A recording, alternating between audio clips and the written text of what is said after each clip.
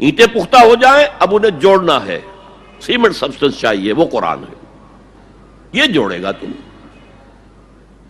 چنانچہ یہی بات حضرت شیخ الہند مولانا محمود حسن دیوبندی اسیر مالٹا نے اپنی اسیری سے رہائی پانے کے بعد واپس جب آئے ہیں تو دیوبند میں علماء کے ایک بڑے اجتماع سے خطاب کر کے کہی۔ مولانا مفتی محمد شفیع رحمت اللہ علیہ وہ خود موجود تھے اس میں، بڑے بڑے علماء، مولانا حسین احمد مدنی رحمت اللہ علیہ، شبیر احمد عثمانی رحمت اللہ علیہ، مولانا اشرف علی تھانوی رحمت اللہ علیہ، مولانا انور شاہ کشمیری رحمت، بڑا مجمع، اور کہا حضرت شیخ الہند نے ہم نے تو اپنی اسیری کے 4 سالوں کے دوران جتنا غور کیا تو ہماری اس وقت کی امت کی زبوں حالی کے 2 سبب سامنے آئے۔ مولانا مفتی شفیع لکھتے ہیں ان کی کتاب وحدت امت کے نام سے، کہتے ہیں کہ پورا مجمع ہمہ تن گوش ہو گیا کہ یہ شیخ الشیوخ استاد العلماء عمر کے اس آخری درجے میں اس حد پر آ کر اب نیا سبق کون سا سیکھ کر آیا؟ تاکہ ہمیں تو اس کے 2 سبب معلوم ہوئے، ایک ہمارا قرآن کو ترک کر دینا، لفظ نوٹ کیے، ترک کر دینا، اور دوسرا ہمارے آپس کے اختلافات۔ چنانچہ میں تو یہی فیصلہ کر کے آیا ہوں کہ اب زندگی جتنی باقی ہے 2 ہی کاموں میں لگاؤں گا، ایک تو یہ کہ ناظرہ قرآن پڑھنے کے مکتب گلی گلی کھل جائیں اور عوامی درس قرآن کے ذریعے قرآن کے پیغام اور قرآن کے حکمت سے لوگوں کو روشناس کرایا جائے۔ عوامی درس قرآن کا لفظ استعمال کر رہا ہے شیخ الہند، جنہیں میں 14ویں صدی کا مجدد اعظم سمجھتا ہوں۔ اور نمبر 2 یہ کہ آپس کے اختلافات کو حوالہ دی جائے۔ یہ واقعہ کوٹ کر کے مفتی محمد شفیع صاحب لکھتے ہیں کہ حضرت شیخ نے جو 2 باتیں کہیں اصل میں وہ ایک ہی ہے۔ ہمارے باہمی اختلافات بھی تو اسی وجہ سے ہیں کہ ہم نے قرآن کو ترک کر دیا ہے۔ بتائیے شیخ الہند نے کیسے ترک کیا قرآن؟ مولانا مدنی نے کیسے ترک کر دیا قرآن؟ کیا مطلب اس ترک کرنے کا؟ حال تو یہ ہے کہ مولانا مدنی رحمت اللہ علیہ، حالانکہ وہ تو گرفتار نہیں ہوئے تھے، وہ تو والنٹریلی اپنے شیخ کی خدمت کے لیے گئے ہیں ساتھ، اور اس حد تک ان کی وفاداری اور ان کی خدمت گزاری کہ رمضان کا مہینہ آیا تو حضرت شیخ الہند نے حسرت کے ساتھ کہا زندگی میں یہ پہلا رمضان ہوگا کہ تراویح میں قرآن نہیں سن سکیں گے، اس لیے کہ نہ شیخ الہند حافظ تھے، نہ مولانا مدنی حافظ تھے، اور تیسرے ان کے ساتھ ایک اور تھے، ان کا میں نام بھول رہا ہوں، وہ سرحد کے پٹھانوں میں سے تھے، کوئی حافظ نہیں تھا۔ اب آپ غور کیجئے، استاد اور اپنے شیخ کی اس حسرت کو دور کرنے کے لیے مولانا مدنی روزانہ 1 پارہ حفظ کرتے تھے اور رات کو تراویح میں سناتے تھے، روزانہ 1 پارہ۔ اور یہ انہونی بات نہیں ہے، جب ساری زندگی قرآن ہی سے شغف رہا ہے تو وہ ہے تو صحیح ذہن میں، اب صرف ان کے لنکس ملانے ہیں آپس میں، اور کیا ہے؟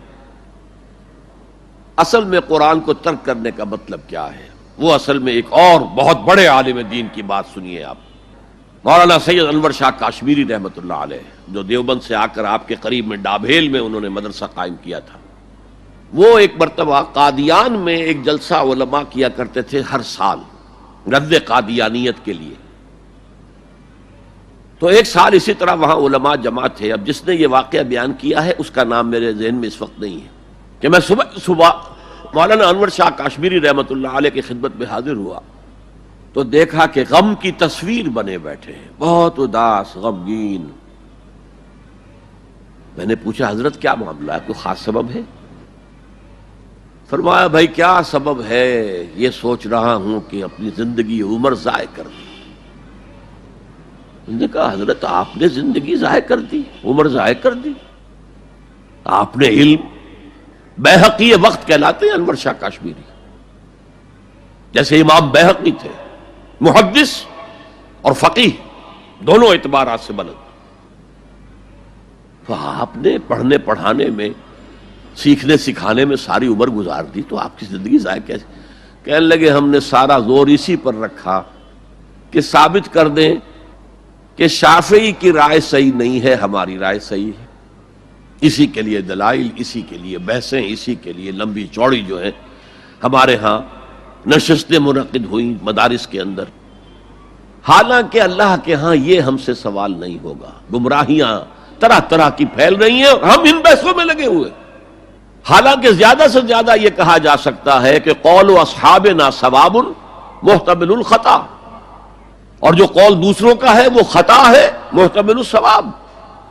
زیادہ سے زیادہ یہ کہہ سکتے ہیں ہم کہ ہمارے جو اسلاف ہیں، ہمارے جو اساتذہ ہیں، ان کا قول صحیح ہے، اگرچہ اس کے خطا ہونے کا بھی امکان ہے. ہم یہ نہیں کہہ سکتے کہ اس کے غلط ہونے کا کوئی امکان ہی نہیں، معصوم تو وہ نہیں تھے.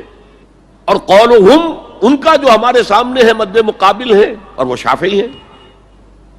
اصل تو جو ٹکراؤ تھا وہ فقہ حنفی اور فقہ شافعی کے مابین تھا. ہم صرف یہ کہہ سکتے ہیں کہ ان کا یہ قول خطا ہے، غلطی ہے، اگرچہ احتمال موجود ہے کہ وہی صحیح ہو. اس کے سوا تو ہم کچھ نہیں کہہ سکتے.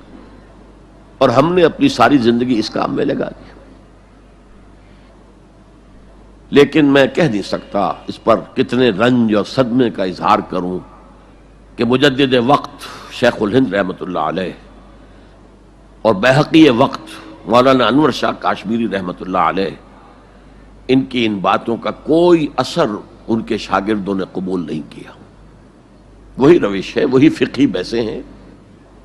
جب میں نے پاکستان میں تحریک خلافت کا آغاز کیا، کچھ احادیث بیان کی، اچھے علماء نے کہا کہ ڈاکٹر صاحب ہم نے تو یہ حدیثیں پہلی مرتبہ آپ سے سنی.